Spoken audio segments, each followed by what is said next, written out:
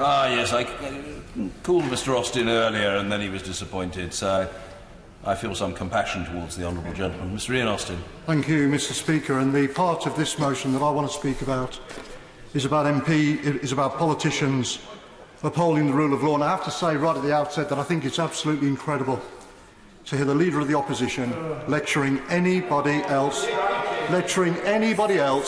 about observing the rule of law. And, Mr Speaker, they've already started moaning, but they ought to listen. They ought to listen. They ought to listen. They're going to have to get used to it, because the points I'm going to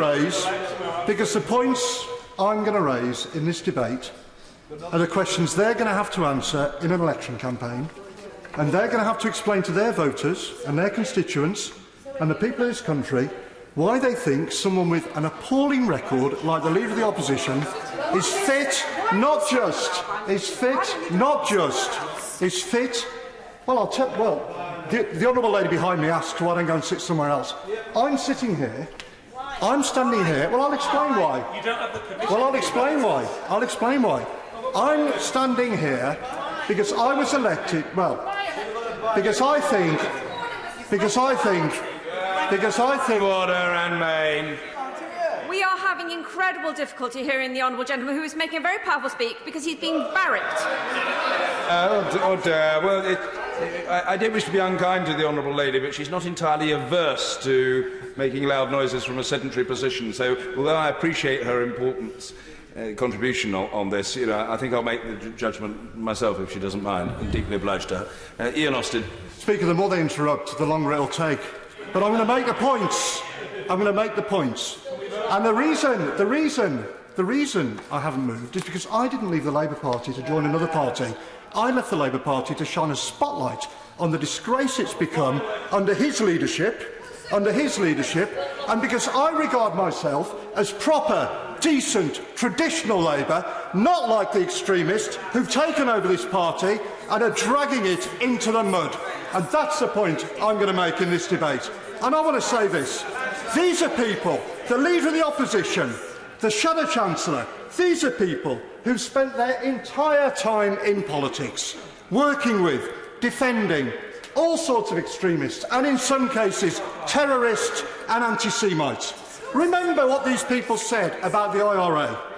It might be ancient history to the Labour Party's new young recruits, but many people will never forget how they supported terrorists responsible for horrific carnage in a brutal civil war that saw people blown up in pubs, hotels and shopping centres.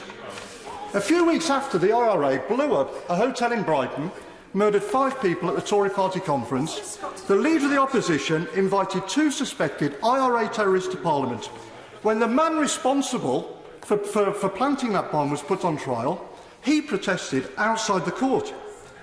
The Shadow Chancellor said that, quote, those people involved in the arms struggle, people he said had used, quote, bombs and bullets, should be honoured. And they have the brass neck to lecture anybody about the rule of law. What a disgrace. Let me tell you this.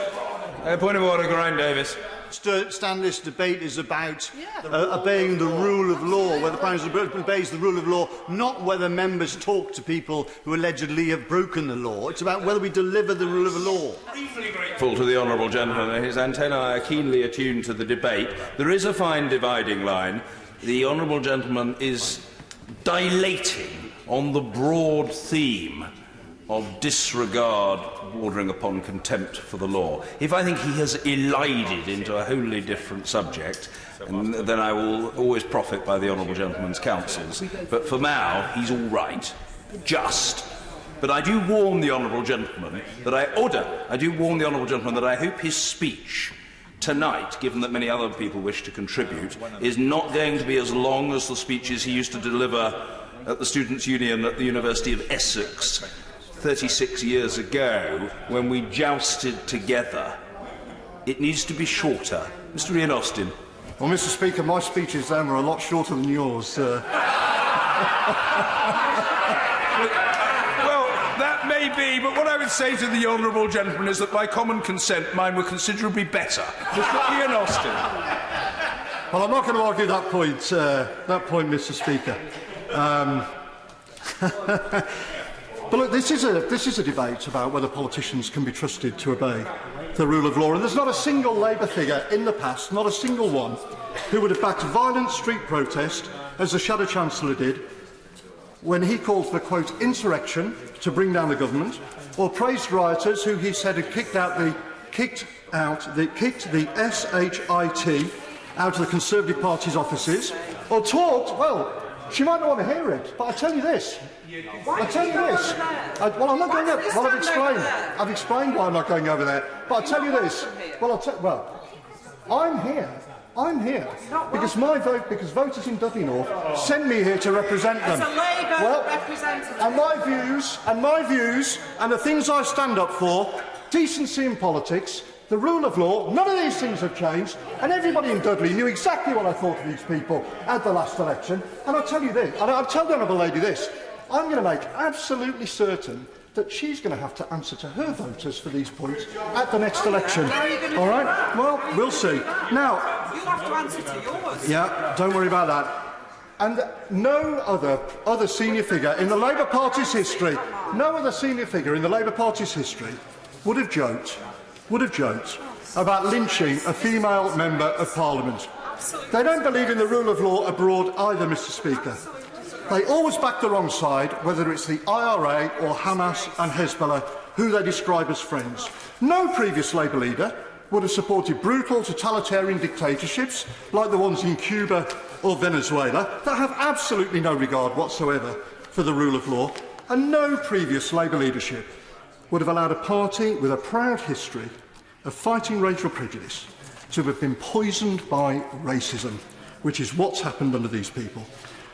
Racism against Jewish people, to the extent that members have been arrested on suspicion of racial hatred, that the party itself has become the first in history to be investigated under equalities laws by the Equalities and Human Rights Commission.